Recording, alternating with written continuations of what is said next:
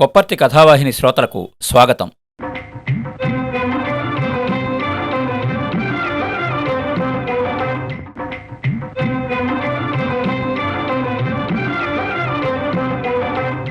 కథాభిమానులకు నమస్కారం. ఈ వారం మనం వినబోయే కథ గ్యారా కద్దు బారా కోత్వాల్. రచయిత శ్రీ సురవరం ప్రతాపరెడ్డి గారు. గ్యారా అనగా 11, కద్దు అనగా సొరకాయ లేక ఆనపకాయ, బారా కోత్వాల్ అనగా గ్రామాల్లోని 12 అంటే 12 మంది ఆయగాండ్లు. మొఘలాయి జమానాలో కర్ర ఎవనిదో బర్రెవాడిది అనే బాపతిగా పనులన్నీ సాగుతూ ఉండేది.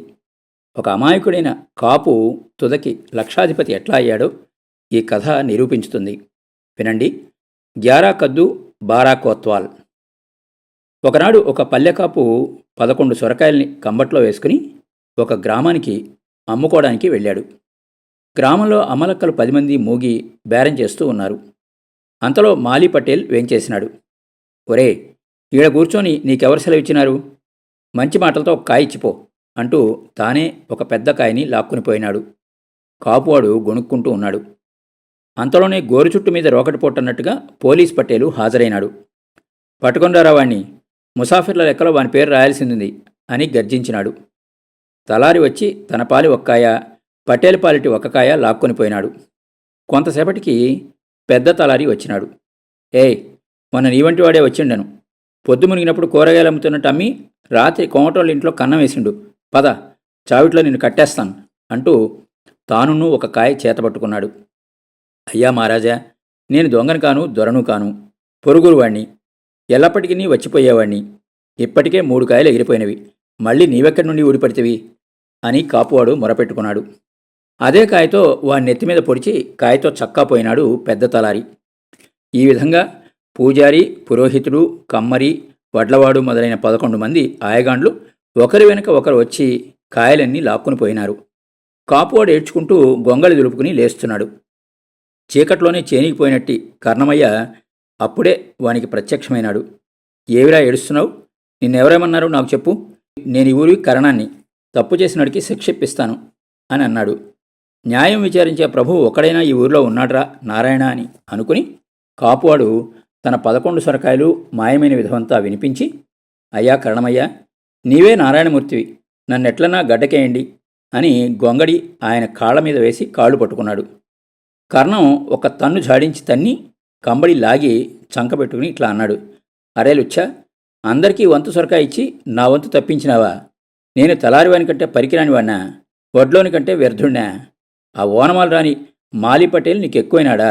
తే నా వంతు సొరకాయ, అదిచ్చి గొంగడి తీసుకుపో అని గుడ్లెర్ర చేసుకుని కంబడి తన చంకన పెట్టుకుని చక్కా తన ఇంటికి పోయినాడు. కాపువాడు ఎగాదిగా చూచినాడు. నీవు ఇంతేనా? ఈ ఊరంతా ఇంతే. ఏం దేశం ఇది? పాడు దేశం. ఇక నా వంటి వాళ్ళకి దిక్కులేదు, ఎట్లా బతికేది అని గొణుగుతూ పట్వారి వెంట కొంత దూరం దీనంగా ప్రాధేయపడుతూ వెళ్ళినాడు. ఒరే, ఒక్క అడుగు ముందుకు వేస్తే నీ తలకాయ పగులుతా, జాగ్రత్త, ఖబర్దార్ అన్నాడు పట్వారి. కాపువాడు దిక్కుతోచకుండా నిలిచిపోయినాడు. చిన్నపిల్లవాని వలె కొంతసేపు ఏడ్చినాడు. ఒకరిద్దరు ఆడవారు వాణ్ణి చూసి, పోనైనా పో, పొద్దునే ఎవరి ముఖం చూసినావో ఏమో, ఈ ఊళ్ళో అందరూ ఇట్లాంటి మహారాజులే, ఇంకో మారు రావద్దు అని బుద్ధి చెప్పినారు. కాపువాడు దీర్ఘాలోచన చేస్తూ ఇంటిబాట పట్టినాడు. థు, పుట్టితే పటేల్ పట్వారై పుట్టాలి, లేకపోతే తలారిగా అయిన పుట్టాలి.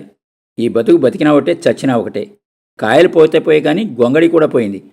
అందరికంటే ఆ కర్ణముడు మరీ చెడ్డవాడు. అందుకోసమే కాటిపోయినా కర్ణం పీడ తప్పదన్నారు పెద్దలు. దీనికి బదలా తీయకుంటే నేను మనిషినే. అయితే బీదోడిని ఏం చేయగలను? ఆ తలారికి చేరుడు చేనన్నా లేదు. నాకు చేనుంది, పెళ్ళాం పైన వంకి ఉంది, ఒక ఎద్దుంది. తలారి కంటే తక్కువ నేను? దేవునికైనా దెబ్బే గురువు. నేను ఏదో మొండితొండి చేస్తా. ఇట్లా ఆలోచనా పరంపరలో మునిగి నడుస్తున్నాడు. తన మోటబావిని సమీపించినాడు. బావి గడ్డపై కూర్చున్నాడు. ఇంకా దీర్ఘాలోచనలోనే ఉన్నాడు.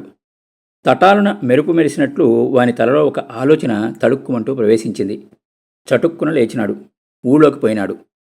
చక్కగా పెండ్లాం వద్దకు పోయి, వసేయ్, నీ వంకి ఇట్లాతే ఇయ్యమంటే నీకేం పర్వాలేదులే, మళ్ళీ ఉగాది నాటికి 1కి 100 వంకీలు చేయిస్తే నా పేరు వెంకయ్యాను అని వంకీని లాక్కున్నాడు. పటేల్కి దాన్ని 200 రూపాయలకి అమ్మినాడు. పైకం తీసుకుని 10 మైళ్ళ దూరంలో ఉండే పట్నం చేరుకున్నాడు. షేర్వానీలు, లాగులు, మోజాలు, పగిడి, నడుంపట్టి, బిళ్ళలు మొదలైన పరికరాలు సిద్ధం చేసుకున్నాడు. నలుగురు అరబ్బు జవాన్లను జత చేసుకున్నాడు. వారికి బిళ్ళలను తగిలించాడు. తానును బాగా వేషం వేసుకున్నాడు. ఒక బగ్గీని కిరాయికి మాట్లాడుకున్నారు. 2 ఆమడల దూరంలో ఒక పెద్ద బస్తీ ఉండింది. అది 4 బాటలు కలిసే స్థలం. గొప్ప వ్యాపారిపేట. అధికారులు, మంత్రి, నవాబు కూడా ఆ మార్గంగా షికారుకు పోయే స్థలం. ఆ గ్రామంలో మన కాపు దిగినాడు. ఊరబావి గట్టున ఒక పెద్ద మర్రిమాను ఉండింది. దాని కింద మేజు కుర్చీలు వేయించినాడు. జవాన్లను బావిపై పహరా ఎక్కించినాడు. పొద్దున్నే ఊర్లోని ఆడవారు నీటికి వస్తే ఆ జవాన్లు, ఖబర్దార్, కడవకొక పైసా ఇచ్చి నీళ్లు తీసుకోండి అని బెదిరించినారు. పటేలు, పట్వారీలు వచ్చినారు. ఒరే, మాకు సర్కారు హుకుమైంది, ఇదిగో ఫర్మాన్ అని ఉర్దూ ముద్రలతో ఉండే ఫర్మానాను చూపించినాడు కాపు. ఉండవచ్చునని గ్రామాధికారులు ఊరకైనారు. దినమున్ను పైకం బాగా వసూలు కాబట్టింది. మొదటి దినం 20 రూపాయల వరకు వసూలైంది. క్రమేణా ఆదాయం ఎక్కువైంది. మర్రిమాన్ పరగణా సుంకం చుట్టూ 2 ఆమడ వరకు ప్రసిద్ధి అయిపోయింది. ఇట్లా వారాలు, నెలలు, సంవత్సరాలు గడిచినాయి. ఒకనాడు సుబేదారు దౌరా వచ్చి గుడారాలు వేయించినాడు. అతని నౌకరు నీటికి పోతే పైసా లావ్ అన్నారు జవాన్లు. వారు ఉత్తకడవలతో వాపసుపోయి, సర్కార్, 4 అరబ్బీ జవాన్లు పైసా ఏంది నీళ్లు తీసుకునేవారు. అరే, సుబేదార్ సర్కార్ వారికి రా అని అంటే, జాంబియాలతో పొడిచేదానికైనా పైబడొస్తారు సర్కార్ అని విన్నవించుకున్నారు. అక్కడనే సేవలో ఉన్నట్టు పటేలు, పట్వారీలు ఇట్లన్నారు. హుజూర్, 10 ఏళ్ల నుండి ఈ మర్రిమాన్ పరగణా సుంకం సక్రమంగా వసూలవుతోంది. అందుకు సర్కార్ ఫర్మానా ఉంది. ఉంటే ఉండొచ్చు అనుకుని సుబేదార్ కూడా పైసలిచ్చి నీరు తెప్పించుకున్నాడు. ఒకనాడు దీవాన్ బహద్దర్ గారు అక్కడ డేరా వేయించినాడు. అతనికి నీదే గతి పట్టింది. ఆరబ్బులు కడవకు పైసా పెట్టంది ఒక మెట్టు కూడా దిగనీరు. దీవాన్ గారు అంతా వినుకుని ఇట్లనుకున్నారు, మా హుజూర్ గారు ఫర్మాన్ని ఇచ్చినారేమో, లేకుంటే నా వద్ద కూడా వసూలు చేసే గుండె ఉంటుందా వీనికి అని దీవాన్ కూడా సుంకం చెల్లించుకున్నాడు. ఇక కాపువాణ్ణి పట్టే పగ్గాలు లేవు. సుబేదార్ ఏమిటి, దీవాన్ బహద్దర్ కూడా కిక్కురమనుకున్న సుంకం చెల్లించుకుని పోయుంటే, అబ్బా ఏందబ్బా బారావింది అని జనులు చాటుగా అనుకునేవారు. ఇట్లా ఉండంగా నవాబు గారు షికారుకు పోతూ పోతూ పొద్దుపోయిందని రాత్రికి ఆ ఊర్లోనే టికానా వేసినారు. నవాబో గివాబో ఇప్పటికి కాపువానికి ఎవరినూ కంటికి ఆగేట్లు కనపడలేదు. పైసా ఆడబెట్టి బావిలోకి దిగు అన్నాడు నవాబు నౌకర్ని. నవాబుకు షికాయత్ అయింది. నవాబు గారు ఇట్లా తనలోనే అనుకున్నారు, మా దివాంజీ మా ఖజానా భర్తీ చేసేదానికి ఈ హుకుం ఇచ్చినాడేమో. పట్నం పోయిన తర్వాత విచారించుతాను. ఇప్పుడు మాత్రం నేనును ఖమానుకు బద్ధుణ్ణే ఉండాల్సిందే అని ఆలోచించుకుని తానును నీటి సుంకం చెల్లించుకున్నారు. ఈ పాటికి మర్రిమాన్ పరిగణాలో 2 అంతస్తుల బంగ్లా పెరిగింది. గ్రామంలో సగం భూములు కాపువానివే. 100 ఎద్దుల సేద్యం సాగించినాడు.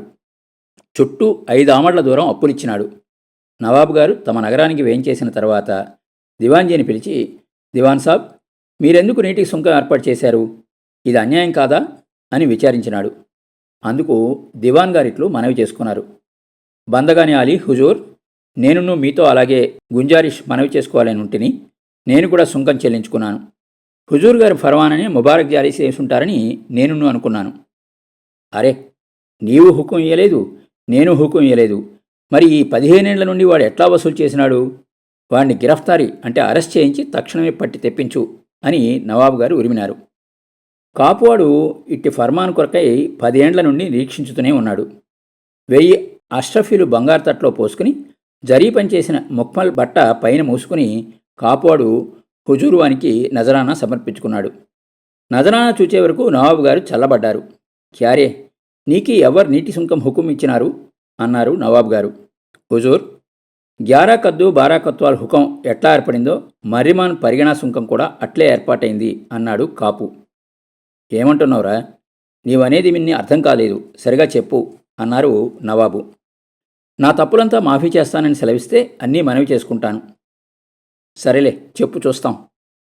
కాపువాడు తన కథనంతా వర్ణించి చెప్పుకున్నాడు. హుజూర్ వారు అదే పనిగా నవ్వుతూ శాంతం విని, అరే, నీవు చాలా హుషార్ మనిషివి, నీ తప్పంతా మాఫ్. ఇక ముందు నీవు మా దేవుడి వద్ద రాత్రి గంటలు కొడుతూ ఉండు, అదే నీకు శిక్ష అని సెలవిచ్చారు. కాపువానికి కొన్నాళ్ల వరకు తెక్కలేచినట్లుగా ఉండేది. ఏమిన్నీ ఆదాయం లేదు, అధికారం లేదు. అడిగేవారు లేరు. రాత్రులంతా నిద్రకాయవలను. ఒకనాడు నిద్రమబ్బులో రాత్రి 11 గంటలకు కొట్టేది మరిచిపోయినాడు. 12 గంటలకు లేచి కొట్టినాడు. ఈ చిన్న పొరపాటుకి దేవుడి అంతా తలకిందులైంది. హుజూర్ వారు 8 గంటల నుండి గంటకొక బేగం గారి గదికి పోయేవారు. 11 గంటలు కొట్టలేదు. 11 గంటల బేగం వద్దకి హుజూరు పోలేదు. మర్నాడు 11 గంటల బేగం గారు గంటల కాపును పిలిచి, అరే, నా గంట మర్చిపోకుండా కొడుతూ ఉండు, నెలకి 50 రూపాయలు ఇస్తాను అన్నది. చిత్తం చిత్తం హుజూర్ అని కాపువాడు తత్తరపాటుతో అన్నాడు. ఈ గంటల్లో ఏమో రహస్యం ఉందిరా అని కాపువాడికి స్ఫురించింది. ఒకనాడు 9 తప్పించాడు, ఒకనాడు 10 తప్పించాడు, ఒకనాడు 12 తప్పించినాడు.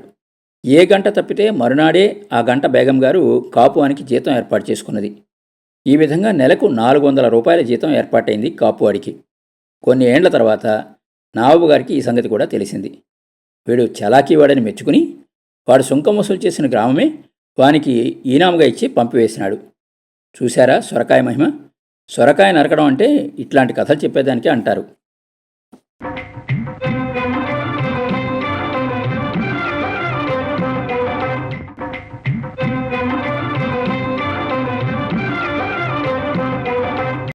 విన్నారు కదండి, సురవరం ప్రతాప్ రెడ్డి గారి గ్యారా కద్దు బారా కొత్వాల్ కథ. మరో మంచి కథతో మళ్ళీ కలుద్దాం. అంతవరకు సెలవు. మీ కొప్పర్తి రాంబాబు, విశ్రాంతి ఉద్యోగి, ఇండియన్ బ్యాంక్, విజయవాడ.